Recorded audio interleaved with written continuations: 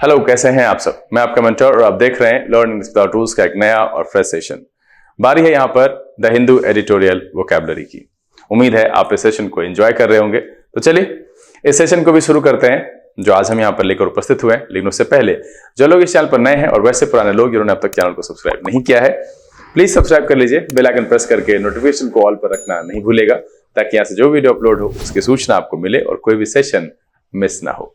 Like और share करने में कंजूसी नहीं कीजिएगा। वैसे आप लोग हैं, दिखता है, रिव्यूज कुछ और, लाइक में पता नहीं। मैंने कहा है कि अगर कुछ ऐसी त्रुटि रह जाती है जिस वजह से आप इसको लाइक नहीं करते हैं तो वो मुझे बताइए। अदरवाइज मैं आज यहां पर कह रहा हूं कि लाइक को कम से कम 50 पार कराइए। 50 की संख्या देखते हैं कि ये पार होता है आपसे या नहीं होता है।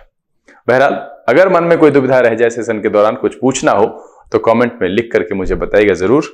कोशिश करेंगे जल्द से जल्द उसका जवाब लेकर के उपस्थित हों। चलिए सेशन की शुरुआत करते हैं।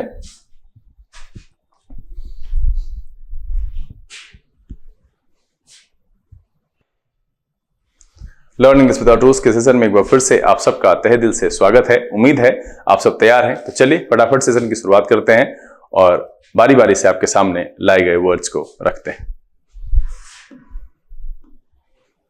आज के सेशन का जो पहला वर्ड है वो है नेक एंड नेक, और ये एक ईडियम है। नेक एंड नेक का मतलब होता है if two competitors are neck and neck they are level with each other and have the equal chance and have an equal chance of winning. मतलब है कि बराबर के मुकाबले का मतलब है कि अगर कोई कॉम्पिटिटर दो है और वो नेक एंड नेक है, इसका मतलब है कि they are level with each other and have an equal chance of winning. Synonym कहेंगे nip and tuck, equivalent to and tied. क्या हो जाएगा? Nip and tuck, equivalent to and tied, इसके सिनोनिम के तौर पर रखेंगे। एंटोनिम हो जाएगा below, above, irregular, one sided. कुछ भी आप रख सकते हैं, चूंकि जब वहां पर कह रहे हैं कि दोनों के जीतने के चांसेस हैं तो उस आधार से बिलो रख सकते हैं, अबव रख सकते हैं, इरेगुलर रख सकते हैं, वन साइडेड रख सकते हैं। नेक एंड नेक एक प्रकार का इडियम है। एग्जांपल देख लेते हैं। The two boys run towards the finish line neck and नेक। क्या है? The two boys run towards the finish line neck and नेक। इस पेज पर जो पहला शब्द आया है वो इडियम है। नेक एंड नेक का मतलब होता है if two competitors are neck and neck they are level with each other and have an equal chance of winning. मतलब है बराबर मुकाबले का। अगला जो शब्द है वो भी एक इडियम ही है, back and forth. Back and forth भी इडियम है। इसका मतलब होता है from one place to another and back again all the time. मतलब है बार बार एक स्थान से दूसरे स्थान पर और पुनः वहीं आगे पीछे। इस अर्थ में हम बैक एंड फोर्थ का इस्तेमाल करते हैं। सिनोनिम की बात करें to and fro, here and there and about. क्या हो जाएगा? To and fro, here and there and about. Antonym मैंने यहां पर रखा नहीं। एग्जांपल देख लेते हैं। He travel back and forth between Patna and Khagaria. क्या है? He travel back and forth between Patna and Khagaria. तो यहां पर जो दूसरा शब्द है वो है back and forth, from one place to another and back again all the time. इस अर्थ में हम बैक एंड फोर्थ का इस्तेमाल करते हैं। तो इस पेज पर दो जो शब्द हैं वो दोनों के दोनों इडियम है। नेक एंड नेक मतलब होता है बराबर मुकाबले का। बैक एंड फोर्थ का मतलब होता है from one place to another and back again all the time. चलिए अगला जो शब्द है वो है नोज अहेड। नोज अहेड एक फ्रेजल वर्ब है और इसका मतलब होता है to get into a position that is slightly in front of someone or something else। क्या है? to get into a position that is slightly in front of someone or something else। मतलब है अग्रसर होना या आगे बढ़ने के अर्थ में। सिनोनिम की बात करें overtake, pull ahead and augment. क्या हो जाएगा? Overtake, pull ahead and augment. Antonym की बात करें fall behind, pull back and recede. क्या हो जाएगा? Fall behind, pull back and recede. Nose ahead का मतलब है थोड़ा आगे बढ़ जाना, है ना? You get into a position that is slightly in front of somebody or something else। Example देख लेते हैं। The company has nosed ahead of its closest rivals claiming 33% market share।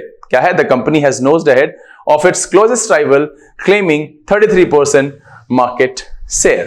यहां जो पहला शब्द है वो है nose ahead। nose ahead का मतलब होता है to get into a position that is slightly in front of someone or something else। चलिए अगला जो शब्द है वो है reprise। reprise verb और noun दोनों तरीके से इस्तेमाल होता है। इसका मतलब होता है a repeat of something or part of something, especially a piece of music, और to repeat a song performance और सेट ऑफ एक्शंस। मतलब है कि पुनरावृत्ति और फिर से दोहराने के अर्थ में हम रिप्राइज का प्रयोग करते हैं। और इसी से मिलता जुलता एक शब्द मैंने पिछले दिन बताया था, रिप्राइजल। मुझे कमेंट में लिख करके बताइएगा रिप्राइजल का क्या मतलब है। मैं आपसे रिप्राइजल का मीनिंग, एक एंटोनिम और एक सिनोनिम जानना चाहता हूं। आप कमेंट में लिखिएगा जरूर। चलिए सिनोनिम देख लेते हैं। Retreat, recapitulate and repeat. क्या हो जाएगा? Retreat, recapitulate and repeat. Reprise के सिनोनिम के तौर पर इस्तेमाल करेंगे। एंटोनिम की बात करें free, release and foster. Reprise के एंटोनिम के तौर पर हम इस्तेमाल कर सकते हैं। एग्जांपल देख लेते हैं। She reprises her classical song daily. क्या है? She reprises her classical song daily. इस पेज पर जो दूसरा शब्द आया है वो है reprise, to repeat a song, performance और सेट ऑफ एक्शंस। इस अर्थ में यूज करते हैं, या फिर a repeat of something or part of something, especially a piece of music. इस अर्थ में रिप्राइज का प्रयोग किया जाता है। चलिए अगला जो शब्द है वो है विक्टर। विक्टर नाउन की तरह इस्तेमाल होता है और इसका मतलब होता है the person who wins a game, competition, battle etcetera. मतलब है विजेता, किसी खेल, स्पर्धा, युद्ध आदि का जो विजेता होता है उसको विक्टर कहते हैं। सिनोनिम की बात करें, विनर, चैंपियन एंड कंकरर। क्या हो जाएगा? Winner, champion and conqueror. Antonym की बात करें, लूजर, वैंक्विश्ड एंड फेलियर। क्या हो जाएगा? Loser, vanquished and failure. फटाफट एग्जांपल देख लेते हैं। The team emerged as clear victors in the competition. क्या है? The team emerged as clear victors in the competition. यहां पर जो पहला शब्द है वो है विक्टर। विक्टर का मतलब होता है the person who wins a game, competition, battle etcetera. मतलब विजेता, किसी खेल या स्पर्धा, युद्ध आदि में जो जीत हासिल करता है उसको कहते हैं विजेता। सिनोनिम की बात कहा, winner, champion and conqueror. Antonym की बात कहा, loser, vanquished and failure. Example कहा, the team emerged as clear victors in the competition. चलिए अगला जो शब्द है वो है एडहॉक। एडहॉक एडजेक्टिव की तरह इस्तेमाल होता है और इसका मतलब होता है मेड और done suddenly for a particular purpose. क्या है? मेड और done suddenly for a particular purpose. मतलब है किसी विशेष उद्देश्य के लिए बनाया गया या किया गया, तदर्थ किसी उद्देश्य से जो किया गया हो वो भी अचानक से, उसके लिए हम कहते हैं एडहॉक। सिनोनिम के हैं stop gap, impromptu and makeshift. क्या हो जाएगा? Stop gap, impromptu and makeshift। Antonym की बात करें, prepared, permanent and planned। क्या हो जाएगा? prepared, planned and permanent। एक अर्थ में एडॉक के एंटोनिम के हम तौर पर इस्तेमाल कर सकते हैं। एग्जांपल देख लेते हैं। They set up an ad hoc committee to discuss the matter। क्या है? They set up an ad hoc committee to discuss the matter। या फिर कहेंगे staff training takes place occasionally on an ad hoc basis। क्या है? staff training takes place occasionally on an ad hoc basis। और मुझे लगता है कि दो एग्जांपल काफी है इसको समझाने के लिए। ad hoc का मतलब होता है made or done suddenly for a particular purpose। इस पेज पर दूसरा आने वाला शब्द है ad hoc, किसी विशेष उद्देश्य के लिए बनाया गया या किया गया या तदर्थ। इस अर्थ में हम ad hoc का प्रयोग करते हैं। चलिए अगला जो शब्द है वो है ओवरसी। ओवरसी वर्ब की तरह इस्तेमाल होता है और इसका मतलब होता है to watch something to make sure that it is done properly. क्या है? To watch something to make sure that it is done properly. मतलब है निरीक्षण करने के अर्थ में। कि सिनोनिम कहेंगे सुपरवाइज, सुपरिटेंड एंड इंस्पेक्ट। क्या हो जाएगा? Supervise, superintend and inspect. Antonym की बात करें, इग्नोर, नेग्लेक्ट एंड सर्व। क्या हो जाएगा? Ignore, neglect and serve. एक अर्थ में ओवरसी के एंटोनिम के तौर पर हम इस्तेमाल कर सकते हैं। सिनोनिम में कहा supervise, superintend and inspect. Sir example देख लेते हैं। As a marketing manager her job is to oversee all company's advertising. क्या है? As a marketing manager her job is to oversee all company's advertising. पहला जो शब्द है यहां पर ओवरसी, इसका मतलब होता है to watch something to make sure that it is done properly. मतलब है निरीक्षण करना, सुपरवाइज करना। चलिए अगला जो शब्द है वो है कोलोक्वियली। कोलोक्वियली नाउन की तरह इस्तेमाल होता है। Colloquially का मतलब होता है informally and in a way that is more suitable for use in speech than in writing। Informally and in a way that is more suitable for use in speech than in writing। मतलब है बोलचाल की जो भाषा होती है, जो लिखने से ज्यादा बोलने में सुटेबल होता है, उसको कहते हैं colloquially। इसका मतलब है बोलचाल की भाषा का। सिनोनिम की बात करें तो conversational, familiar and casual। क्या हो जाएगा? conversational, familiar and casual। इसके सिनोनिम के तौर पर इस्तेमाल कर सकते हैं। एंटोनिम की बात करें literary, formal, bookish and solemn। क्या हो जाएगा? literary, formal, bookish and solemn। इसके एंटोनिम के colloquially के एंटोनिम के तौर पर हम इस्तेमाल कर सकते हैं। colloquially का मतलब है बोलचाल की भाषा में। एग्जांपल देख लेते हैं। Chetan Bhagat writes clearly and colloquially for the non academic reader. क्या है? Chetan Bhagat writes clearly and colloquially for the non academic reader. यहां पर जो दूसरा शब्द है इस पेज पर वो है colloquially। इसका मतलब होता है formally and in a way that is more suitable for use in speech than in writing. यानी बोलचाल की भाषा, इस अर्थ में हम प्रयोग करते हैं colloquially का। चलिए अगला जो शब्द है वो है डोंट प्ले। डोंट प्ले एक वर्ब की तरह इस्तेमाल होता है और इसका मतलब होता है make something appears less important than it really is. मतलब है किसी को लेस इंपॉर्टेंट करके दिखाना, जितना कि वो है उससे कम दिखाना, कम करके बताना। डोंट प्ले का इस अर्थ में इस्तेमाल करते हैं। सिनोनिम की बात करें डेप्रिकेट, मिनिमाइज एंड डिमिनिश। क्या हो जाएगा? Deprecate, minimise and diminish. एक अर्थ में डोंट प्ले के सिनोनिम के तौर पर इस्तेमाल करेंगे। एंटोनिम की बात करें मैक्सिमाइज, इंक्रीज एंड मैग्नीफाई। क्या हो जाएगा? Maximise, increase and magnify. Downplay के एक अर्थ में एंटोनिम के तौर पर प्रयोग किया जा सकता है। इसका मतलब होता है make something appear less important than it really is, मतलब वो जितना है उससे कम करके बताने के लिए हम इस्तेमाल करते हैं डाउन प्ले का। एग्जाम्पल देख लेते हैं, the government has been trying to downplay the crisis. क्या है? The government has been trying to downplay the crisis. अगला जो शब्द है वो है मनूवर। मनूवर नाउन और वर्ब दोनों तरीके से इस्तेमाल होता है। इसका मतलब होता है to move something to a different position using skill और a movement perform with care and skill. मतलब है कि निपुणता से किसी वस्तु को हिलाना या संचालित करना, ऐसे चाल, कौशल, दाव, इस अर्थ में भी हम मनूवर का प्रयोग करते हैं। सिनोनिम कहा scheme, tactic, plot and trick. क्या है? Scheme, tactic, plot and trick. Antonym मैंने यहां पर रखा नहीं। मनूवर का मतलब होता है to move something to a different position using skill और a movement perform with care and skill. निपुणता से किसी वस्तु को हिलाना या संचालित करना, इस अर्थ में ऐसे मनूवर का प्रयोग चाल, कौशल और दाव, इस अर्थ में भी करते हैं। सिनोनिम मैंने रखा है scheme, tactic, plot and trick. चले फटाफट एग्जांपल देख लेते हैं। She maneuvered the car carefully into the garage. क्या है? She maneuvered the car carefully into the garage. इस पेज पर जो दूसरा शब्द है वो है मैन्यूवर्स का मतलब होता है to move something to a different position using skill और a movement performed with care and skill. इस अर्थ में हम यूज करते हैं मैन्यूवर का। चलिए अगला जो शब्द है वो है सबवर्ट। सबवर्ट वर्ब की तरह इस्तेमाल होता है और इसका मतलब होता है ट्राई टू डिस्ट्रॉय और damage something, specially an established political system. भ्रष्ट करना, नष्ट करना या तख्ता पलटना, इस अर्थ में हम सबवर्ट का प्रयोग करते हैं। सिनोनिम की बात करें, destabilise, unsettle, overthrow and topple. क्या हो जाएगा? Destabilise, unsettle, overthrow and topple, एक अर्थ में सबवर्ट के सिनोनिम के तौर पर इस्तेमाल करेंगे। एंटोनिम की बात करें, support, encourage, endorse and promote. क्या हो जाएगा? Support, encourage, endorse and promote, एक अर्थ में सबवर्ट के एंटोनिम के तौर पर हम इस्तेमाल कर सकते हैं। सिनोनिम में क्या कहा? Destabilise, unsettle, overthrow and topple, एक अर्थ में सबवर्ट के सिनोनिम के तौर पर इस्तेमाल करेंगे। एग्जांपल देख लेते हैं। The rebel army is attempting to subvert the government। क्या है? The rebel army is attempting to subvert the government। इस पेज पर जो पहला शब्द है वो है subvert। इसका मतलब होता है try to destroy or damage something, especially an established political system।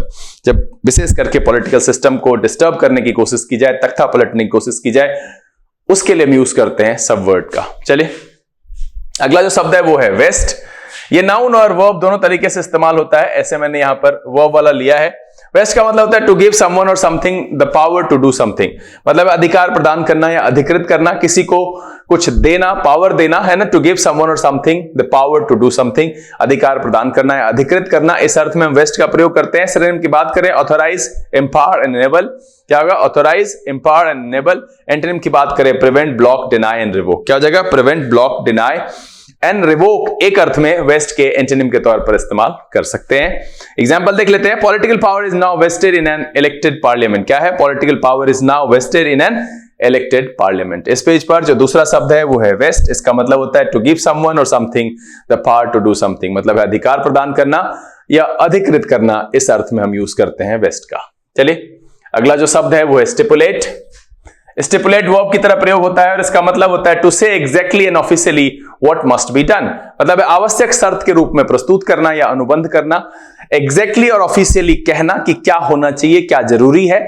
Synonym की बात करें, specify, set down, lay down. क्या हो जाएगा? Specify, set down, lay down, एक अर्थ में स्टिपुलेट के सिनोनिम के तौर पर इस्तेमाल करेंगे। एंटोनिम की बात करें, break, confuse, decline and deny, एक अर्थ में स्टिपुलेट के एंटोनिम के तौर पर हम रख सकते हैं, क्योंकि यहां पर क्या कह रहा है? टू से exactly and officially what must be done, यानी कि अनुबंध के तौर पर रख रहे हैं, आवश्यक शर्त के रूप में प्रस्तुत कर रहे हैं। तो ब्रेक एक अर्थ में हो सकता है, कंफ्यूज एक अर्थ में हो सकता है, डिक्लाइन एक अर्थ में हो सकता है और डिनाई एक अर्थ में स्टिपुलेट के एंटोनिम के तौर पर इस्तेमाल किया जा सकता है। एग्जाम्पल देख लेते हैं। The law stipulates that all schools must be inspected every 3 years। क्या कह रहा है? The law stipulates that all schools must be inspected every 3 years। इस पेज पर जो पहला शब्द है वो स्टिपुलेट। इसका मतलब होता है टू से exactly and officially what must be done. क्या है? टू से exactly and officially what must be done. चलिए अगला जो शब्द है वो है रिलक्टेंट। कॉमनली यूज्ड, पता होगा आपको, एडजेक्टिव की तरह प्रयोग होता है। इसका मतलब होता है not wanting to do something because you are not sure it is the right thing to do, मतलब है आप अनिच्छुक होना, किसी चीज को करने की चाहत ना होना क्योंकि आपको नहीं लगता है, आप निश्चिंत नहीं है इस बात से कि राइट थिंग है वो करने के लिए। तो अनिच्छुक के अर्थ में हम रिलक्टेंट का प्रयोग करते हैं। सिनोनिम की बात करें, अनविलिंग, लोथ एंड हेजिटेंट। क्या हो जाएगा? अनविलिंग, लोथ एंड हेजिटेंट। एंटोनिम की बात करें, एगर, विलिंग एंड डिजायरस। क्या हो जाएगा? एगर, विलिंग एंड डिजायरस एक अर्थ में रिलक्टेंट के एंटोनिम के तौर पर हम इस्तेमाल कर सकते हैं। एग्जांपल देख लेते हैं। Many parents feel reluctant to talk openly with their children. क्या है? Many parents feel reluctant to talk openly with their children. तो इस पेज पर जो दूसरा शब्द है वो है reluctant, not willing to do something because you are not sure it is the right thing to do. मतलब है कि आप किसी चीज को करना नहीं चाहते हैं क्योंकि आपको लगता है, आप निश्चित नहीं है, आप श्योर नहीं है कि वो सही चीज है करने के लिए। इस अर्थ में, अनिच्छुक के अर्थ में हम रिलक्टेंट का प्रयोग करते हैं। चलिए अगला जो शब्द है वो है इम्प्लिसिट। पिछले दिन मैंने इसका ऑपोजिट पढ़ाया था, एक्सप्लिसिट। इम्प्लिसिट एडजेक्टिव की तरह इस्तेमाल होता है और इसका मतलब होता है not expressed in a direct way but understood by the people involve. मतलब है डायरेक्ट वे में नहीं कहना, बट जो लोग उसमें इन्वॉल्व है उनको समझ में आ जाए, उसके लिए कहते हैं इम्प्लिसिट। जो स्पष्ट रूप से नहीं कहा गया परंतु संबंधित लोगों द्वारा समझ लिया जाए, अंतर्निहित, इस अर्थ में हम इम्प्लिसिट का प्रयोग करते हैं। सिनोनिम की बात करें, अंडरस्टूड, अनएक्सप्रेस्ड एंड इनडायरेक्ट। क्या हो जाएगा? Understood, unexpressed and indirect. Antonym की बात करें, एक्सप्लिसिट, डायरेक्ट एंड एक्सप्रेस्ड। क्या हो जाएगा? एक्सप्लिसिट, डायरेक्ट एंड एक्सप्रेस्ड एक अर्थ में इसके क्या कहते हैं एंटोनिम, इम्प्लिसिट के एंटोनिम के तौर पर इस्तेमाल कर सकते हैं। एग्जांपल देख लेते हैं। We had an implicit agreement that we would support each other. क्या है? We had an implicit agreement that we would support each other. यहां पर जो पहला शब्द है वो है इम्प्लिसिट। इसका मतलब है not expressed in a direct way पर understood by the people involved. चलिए अगला जो शब्द है वो है इटरेटिव। इटरेटिव एडजेक्टिव की तरह इस्तेमाल होता है और इटरेटिव का मतलब होता है doing something again and again usually to improve it. मतलब है किसी चीज को बार बार करना, यूजुअली उसको इंप्रूव करने के लिए। मतलब है दोहराने जैसा है, पुनरावृत्ति या दोहराने वाला। इटरेटिव का मतलब होता है doing something again and again usually to improve it. Synonym की बात करें, रिटरेटिव, रिपीटिशियस एंड रिपीटेटिव। क्या है? रिटरेटिव, रिपीटिशियस एंड रिपीटेटिव इसके सिनोनिम के तौर पर हम इस्तेमाल कर सकते हैं। यहां पर मुझे कुछ ऐसा दिखा नहीं, संदर्भ पर अगर कोई एंटोनिम लगे तो आप उस हिसाब से चुन सकते हैं। यहां पर इटरेटिव का मतलब है पुनरावृत्ति, और मैंने दोहराने के अर्थ में एक शब्द पिछले दिन पढ़ाया है, मैं चाहता हूं कि कमेंट में आप सब लिख करके उसको बताइए। तो इटरेटिव एडजेक्टिव की तरह प्रयोग होता है और इसका मतलब होता है doing something again and again usually to improve it. मतलब सिनोनिम क्या है? रिटरेटिव, रिपीटिशियस और रिपीटेटिव। चलिए एग्जाम्पल देख लेते हैं। We used an iterative process of refinement and modification. क्या है? We used an iterative process of refinement and modification. चलिए अगला जो शब्द है वो है पैट्रोनेज। पैट्रोनेज नाउन की तरह इस्तेमाल होता है और इसका मतलब होता है द सपोर्ट, यानी समर्थन से, स्पेशली कैसा? Financial, that is given to a person और organisation by a patron. Patron का मतलब होता है संरक्षक। मतलब क्या है? संरक्षण, संरक्षक द्वारा व्यक्ति या संगठन को दी गई सहायता, इसके लिए हम इस्तेमाल करते हैं पैट्रोनेज का। Support specially financial, that is given to a person और an organisation by a patron. यहां पर भी सिर्फ सिनोनिम है स्पॉन्सरशिप, बैकिंग एंड फंडिंग। क्या है? Sponsorship, backing and funding. आपको संदर्भ के हिसाब से एंटोनिम दिखे तो आप खुद उसको फिल कर लीजिएगा, मुझे यहां नहीं लगा है, मैंने छोड़ दिया। पैट्रोनेज का मतलब है the support specially financial that is given to a person और organisation by a patron. Example देख लेते हैं। Patronage of arts comes mainly from businesses and private individuals। क्या है? patronage of the arts comes mainly from businesses and private individuals। यहां पर जो पहला शब्द आया है सेशन इस पेज पर वो है patronage, the support specially financial that is given to a person or an organization by a patron। Session का जो आखिरी शब्द है वो है siphon off। siphon off एक फ्रेजल वर्ब है और इसका मतलब होता है to gradually यहां छूट गया है, steal, चुराना। To gradually steal money or goods usually from a business or government। मतलब है बेईमानी से पैसा या सामान निकालने के अर्थ में हम साइफन ऑफ का प्रयोग करते हैं। क्या करते हैं? बेईमानी से पैसा या सामान निकालना। To gradually steal money or goods usually from a business or government, इस अर्थ में हम साइफन ऑफ का प्रयोग करते हैं। सिनोनिम की बात करें, milking, emptying and evacuating। क्या है? milking, emptying and evacuating एक अर्थ में साइफन ऑफ के सिनोनिम के तौर पर इस्तेमाल किया जा सकता है। एंटोनिम की बात करें, इन्फ्यूज, कंट्रीब्यूट एंड गिव। क्या हो जाएगा? Infuse, contribute and give siphon off के एंटोनिम के तौर पर रख सकते हैं। चूंकि निकालना कह रहा है तो इन्फ्यूज भी है, कंट्रीब्यूट भी है और गिव उसके एंटोनिम के तौर पर इस्तेमाल किया जा सकता है। एग्जाम्पल देख लेते हैं। Over the years she siphon off hundreds or thousands of dollars from various accounts। क्या है? Over the years, she siphoned off hundreds of thousands of dollars from various accounts।